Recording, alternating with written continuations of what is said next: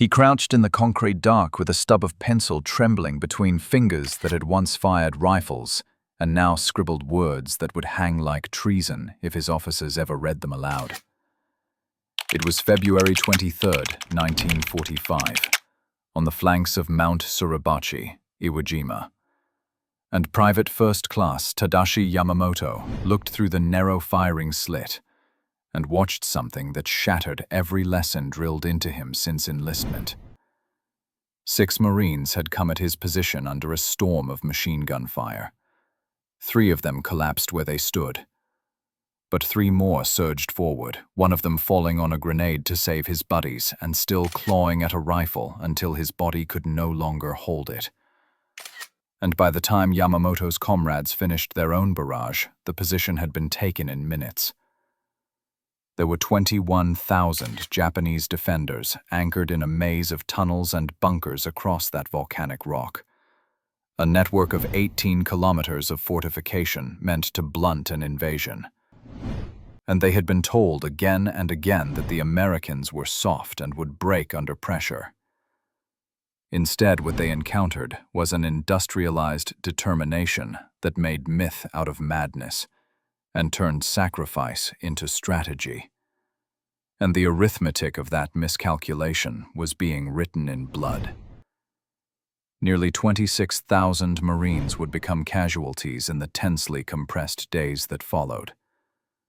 But the advance never stopped, and the collapse of Japanese confidence was not born that morning at Iwo Jima.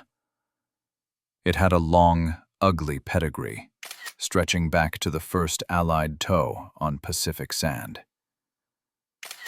You can trace the pattern to August 7, 1942 on Guadalcanal, where Corporal Hideo Takahashi, hardened by China but unprepared for this new enemy, recorded in a diary that the Americans who landed were not the skittish civilians the Empire's propaganda had promised. They did not retreat when encircled. They did not fold when hopeless.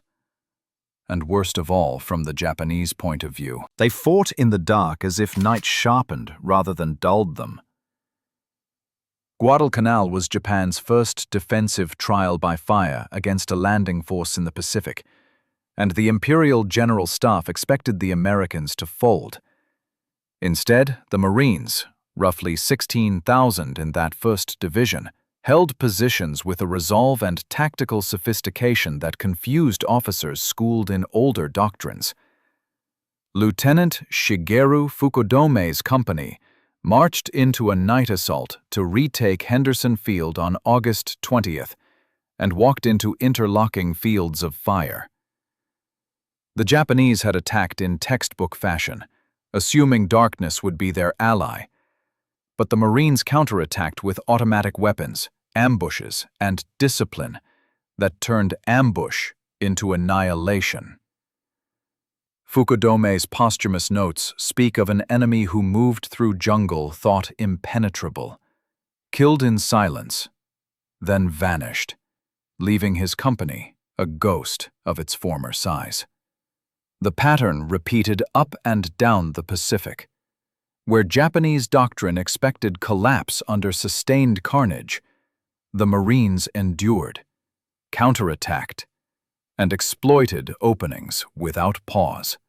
Sergeant Kenji Matsumoto, evacuated after 4 months on Guadalcanal, described to the curious Americans who later intercepted his letters a scene that contradicted every Japanese assumption about American fragility. Machine gunners firing until their legs were shattered. Assistants taking over weapons without hesitation. Entire positions held at a cost that would have defeated any lesser force. What Japanese intelligence officers discovered in captured documents and interrogations by 1943 was not simply that the Americans were fighting harder, but that American training had been remade into its own form of brutal efficiency. Recruits broken down and rebuilt into soldiers who both embraced sacrifice and were backed by an industrial system that could replace loss as quickly as it was inflicted. Tarawa in November 1943 sealed this terrible lesson in the most graphic manner. Rear Admiral Ki Shibasaki, commanding 4,500 defenders on that tiny atoll, believed his emplacements were impregnable. When the 2nd Marine Division struck, Tarawa's reputation as an unassailable fortress collapsed in 76 hours of terror. Private Tadashi Ogawa, one of only 17 survivors, described drowning waves of Marines slaughtered in the surf, and then more craft, and then flames and flamethrowers, and men who kept coming until the position was taken. Roughly 6,000 Americans were committed, and the price was horrific. Nearly 1,000 US dead in 76 hours. But the island was taken on schedule, and Japanese intelligence would use those horrors to redraw its map of enemy capability. Interrogation reports captured on Saipan the next year distilled the Japanese verdict into a single, fearful phrase: "The Marines are shock troops. They do not retreat. They will counterattack when tactically disadvantaged, and unit cohesion does not fray until the unit is literally annihilated." That conclusion emerged from a hard calculus. The Marines accepted casualty rates that would have halted other armies, and they did so because America could replace men, guns, and supplies in ways Japan could not. Captain Yoshio Kobayashi's comparisons noted the difference between conventional U.S. Army methods and Marine practice. While the Army operated within predictable cycles of attack and consolidation, Marines sustained an unrelenting tempo that dislocated Japanese reactions.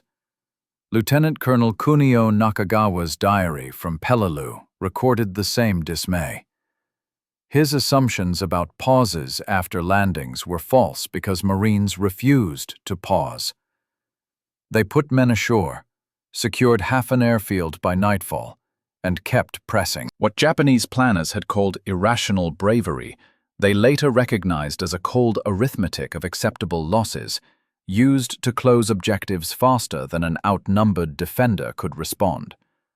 The Marines' willingness to absorb heavy losses and keep moving granted them a terrifying psychological edge.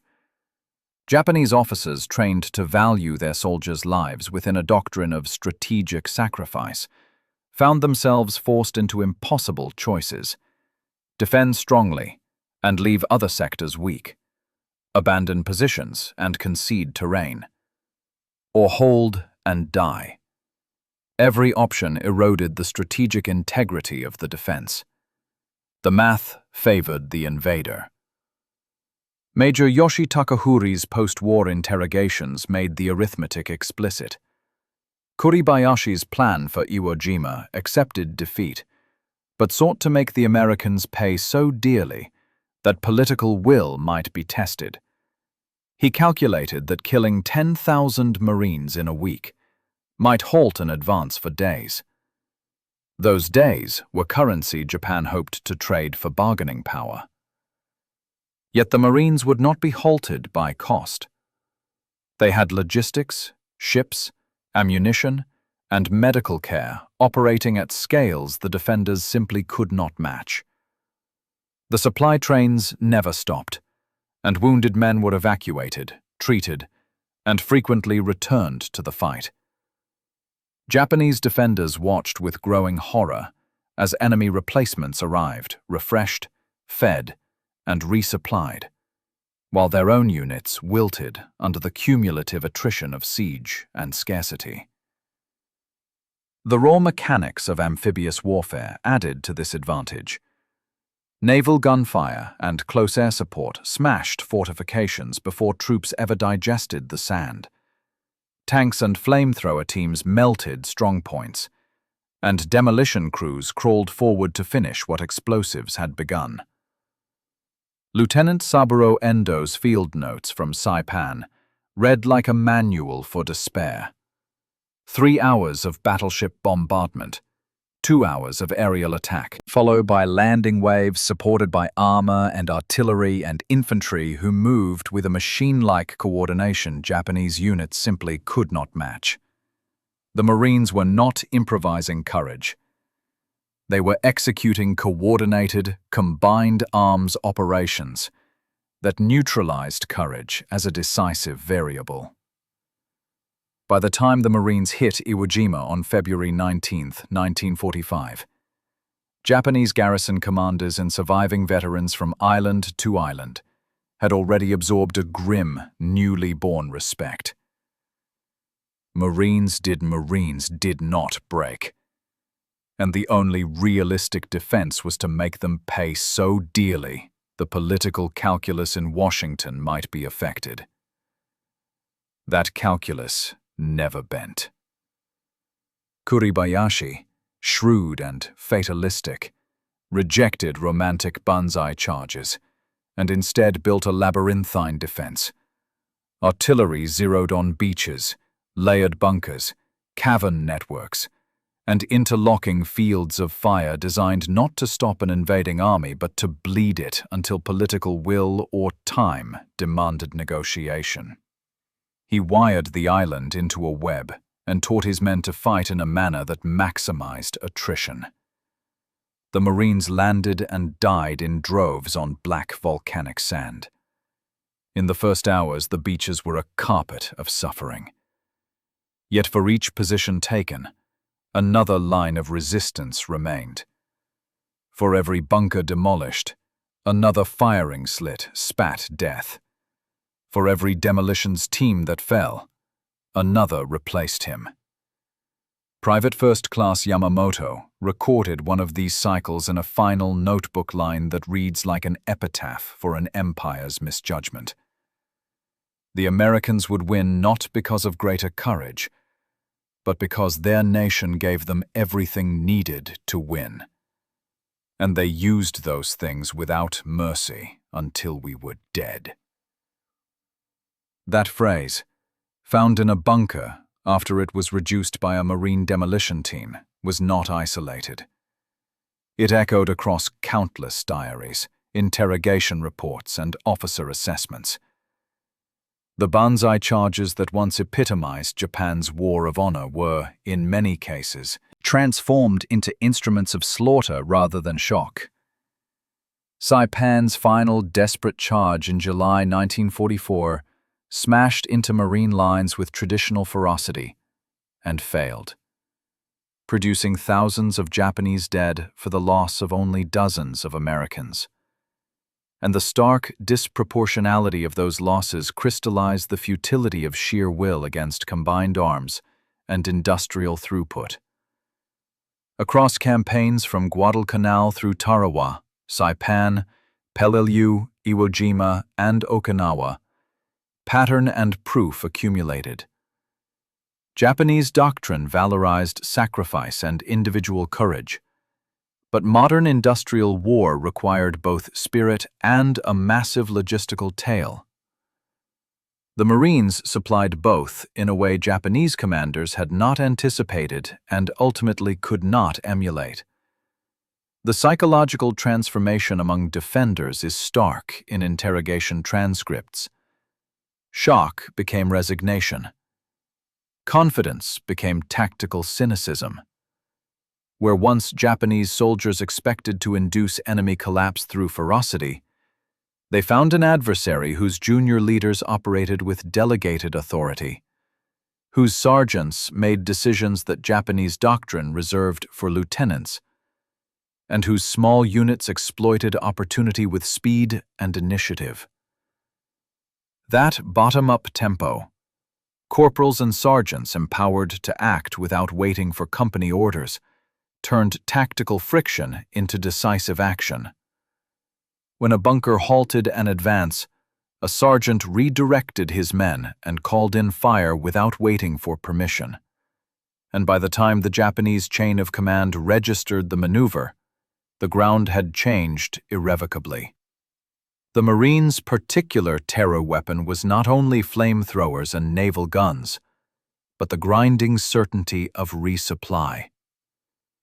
mobile kitchens, medevac by sea and air, blood plasma, antibiotics, surgical theaters on hospital ships, all combined to keep the fighting force replenished and young. And Japanese prisoners noted with bitter clarity that wounded Americans who should have died under Japanese conditions instead returned to duty. The result was a war of attrition, in which the defender bled out and the attacker received steady transfusions. Japanese intelligence reports by mid-1944 reflected a dismal honesty. Marines were larger, better fed, better armed, better trained in marksmanship, and they operated with air and naval dominance that the defenders could not counter.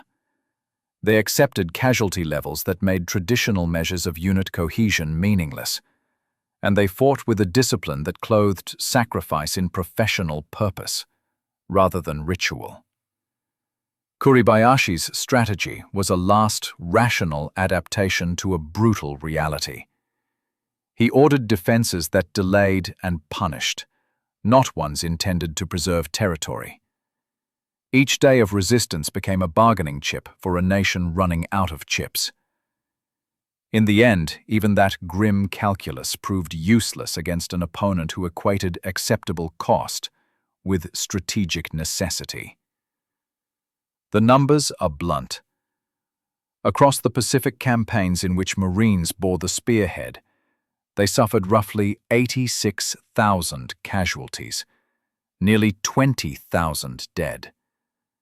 And yet, their ability to regenerate, reinforce, and re-engage meant that islands taken at horrific cost freed the way for the next projection of force. For Japan, the cost of defending each island was ultimate and irrecoverable. Post-war reckoning from former Japanese soldiers distilled a bitter lesson. Courage without the tools of modern war is from the outset a noble obituary. And the Marines combined both spirit and material in a way that made resistance a kind of statutory martyrdom, rather than a strategic response. Corporal Hideo Takahashi's later interviews summed the paradox. Japan had the warrior ethos, America had the industrial base, and the Marines fused those elements into a form of combat power that was at once ferocious and inexhaustible. That synthesis, training that bred a refusal to quit, plus seaborne logistics and overwhelming firepower, produced tactical patterns that Japanese officers tried to counter by rearranging doctrine and deepening fortification, but the battlefield proved stubborn. Combined arms and delegated initiative outpaced the slow,